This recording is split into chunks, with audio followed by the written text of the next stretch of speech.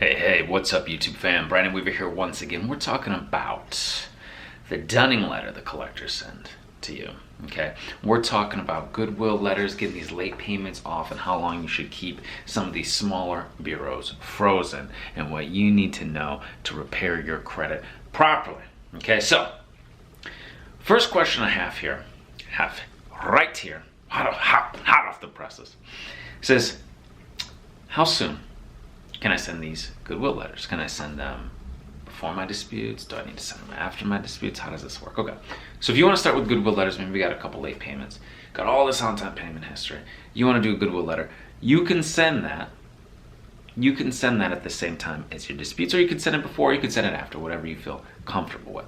I would say send it at the same time.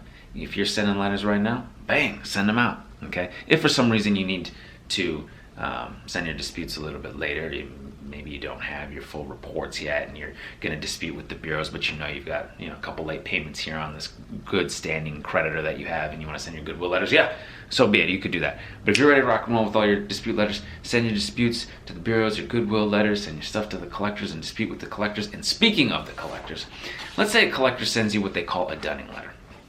Okay, the collector tries to work on this assumption. They try to assume, right? They try to assume this is yours without verification, without validation. They try to assume this. So this individual is saying, hey, what if I missed, I didn't go get the mail, or I wasn't around, out of town, or whatever, and I missed this quote-unquote 30-day window that the collectors say I have to respond, or they're going to assume this debt is mine. They're going to assume this collection is mine. Okay, first and foremost, it doesn't change the fact that they have to 100% validate it per the Fair Debt Collection Practices Act, that it must be 100% verified per the Fair Credit Reporting Act. So it doesn't change that. You can still dispute. So if you miss that window, basically, the collector, oh well, collector, you know what I mean? It doesn't change the rules and regulations. It doesn't change your rights.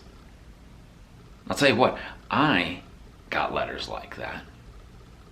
I was, a little bit behind on dispute. I didn't dispute right away. I didn't know right away. I had to learn a lot.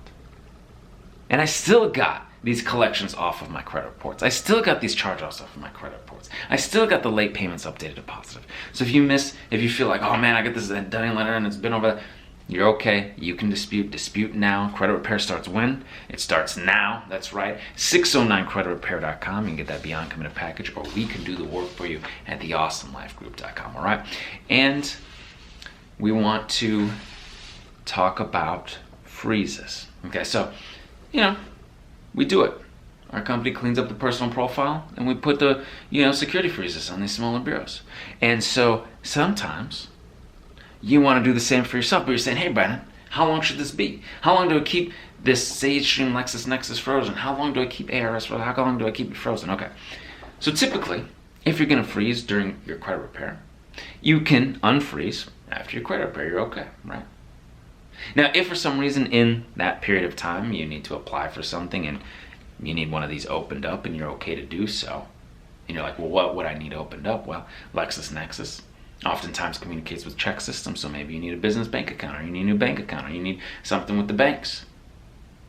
Or maybe you're getting something that specifically uses ARS. There's a couple smaller banks that use ARS to get people lines of credit or credit cards. Okay, so maybe you need to open up then, and typically they'll let you know, oh, we can't see your Lexis, we can't see your check system, we can't see this, we can't see that. So you'll know when to unfreeze if you need to.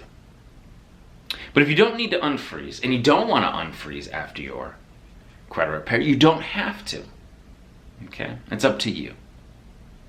You can do this. You can get to the other side. We're having great emails coming, great testimonials on the live streams, that's right. Individuals going from the 500s to the 700s. I just got off the phone with somebody yesterday who went from the 400s up into the 700s.